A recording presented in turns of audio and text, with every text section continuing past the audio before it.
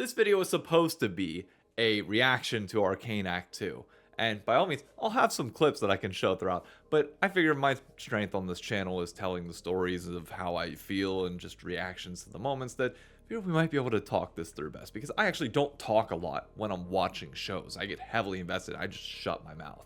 But oh my god, Act 2 of this show. Before you go any further, if you have not seen Act 2, be sure to do so. I'm not holding back spoilers in this video at all. I do want to start with a general comment, which is I definitely can understand there might be some people actually that start to not like Arcane, because the story, in all honesty, was a lot simpler in the first season. Like in the second season here, you're introducing like way more of the complications of Noxus, Mel's family, whatever the hell is happening between the Wild Rune versus like Jace and Victor, and well, RIP Victor. But things got way more complicated and way messier than they were in season 1, which I personally like. I love the complications of this, but I can see how some people like it might become too much. For me, obviously not. I'm loving every minute of this. But let's go back to episode 4. Like, we've all been waiting for Warwick to come into this show in some way, shape, or form, especially if you're a League fan. If you're not a League fan and you're just a general Arcane fan, like those slow drips have been like building a little bit of suspense. For the rest of us, it was like, oh man, here we go, he's coming, bam, hits you like a freaking truck the second he shows up on screen. Oh my god, my dude is supposed to be like a cold-blooded killer, and they did that perfectly. The question always was whether he would be part of Vander or not, or whether it was just like the wolves. I mean, they were clearly setting it up, but it was like we needed direct confirmation. It's like one of those things where if you don't see a Marvel character die on screen, you don't ever want to assume, and that's when this reaction happened. It's true. Oh my god, it's true. Warwick is fucking Vander. Oh my god. Oh. It still technically wasn't confirmed. That was enough for me to go off the deep end and be like, yeah, let's go. One of the other parts of this show that I've really been enjoying in season 2 specifically is Savika and Jinx's relationship between the two of them kind of becoming sisters. Savika definitely played like a heavy part in episode 4, kind of disappeared in 5 and 6 as like Jinx and Vi and Isha, I think is her name, like all started kind of rekindling their relationship. It was kind of like a family bonding moment. It felt like this whole act, like other than like episode 4, was kind of like getting the family back together. Like, hey, we're gonna try and see if we can salvage this shit peacefully and in a way that makes sense for everybody. Obviously that didn't happen. Episode 5 though, episode 5 broke me. Let me just show my reaction. Oh god, I'm not even done with episode 5 and I gotta just take a break real quick because holy shit.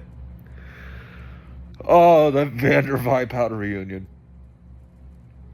Oh. Shit.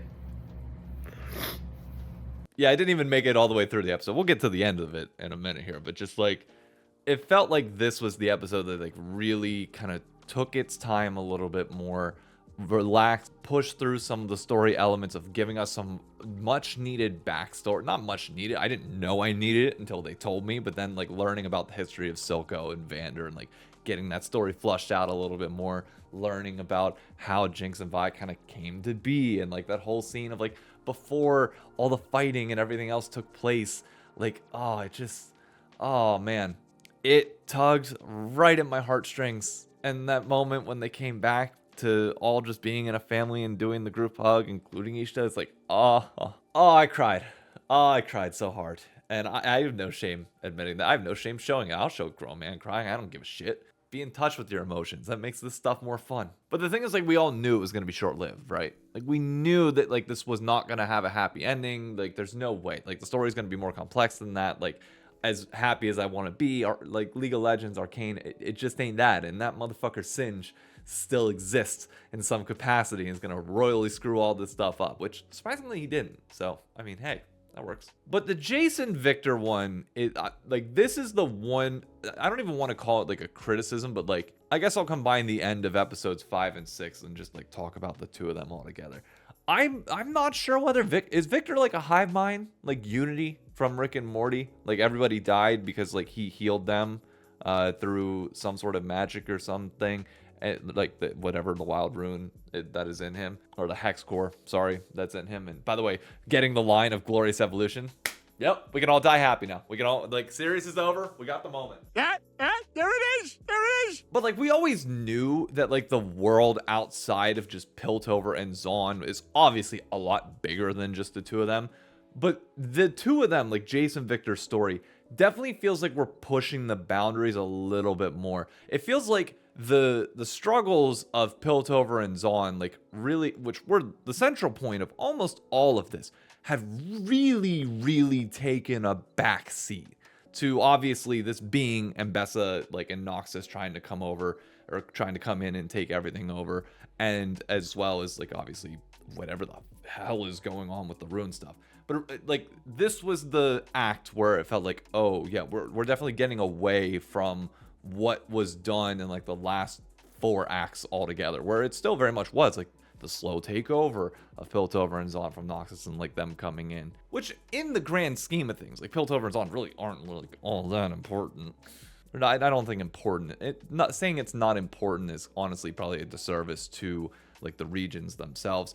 It's just they're kind of normal people with a little bit more magic in, but, like, not anywhere near as much as, like, other regions will have. We knew Noxus was gonna come in. We knew Mbessa was gonna try and take over. We still have no clue what the hell is going on with Mel. Like, the scene with her brother, which clearly wasn't her brother, and, like, they have her in some sort of mental prison. Like, we got that one little bit this entire time, and that was all. Okay. But, like, at the end of episode 6, like, would you have remembered that this is all, like, a Piltover versus Zaun war? No, it's like, it's fully, like, proxy Noxus versus whatever the hell else is going on at this point. So I'm like, going into the final act, I'm really curious to see how they tie all this up, because, like, there's nothing that's gonna happen else from here. You need to tie all this back together.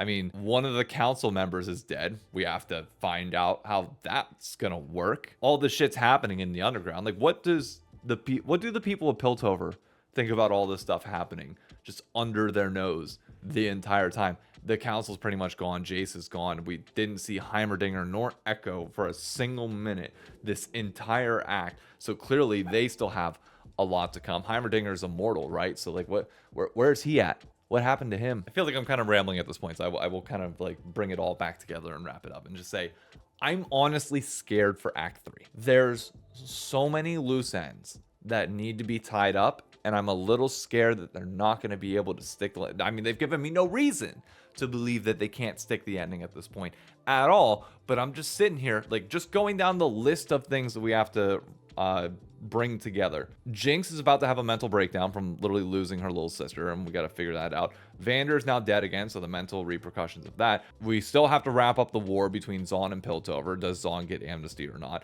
Where the hell is Mel at amongst all this? Echo and Heimerdinger seemingly disappeared. How's the political structure of Piltover going to recover at all, given the fact that pretty much the entire council is more or less dead or has changed in pretty severe ways? The normal people have to be looking at this in the same way that many of us look at Washington right now, being like, that's not like the life that we're all living. What are y'all doing over there? LeBlanc is somehow involved in all this. We still have to figure that out. I'm just left with so many questions, quite a few tears after all this, but I think we can all say, like, we'll be here.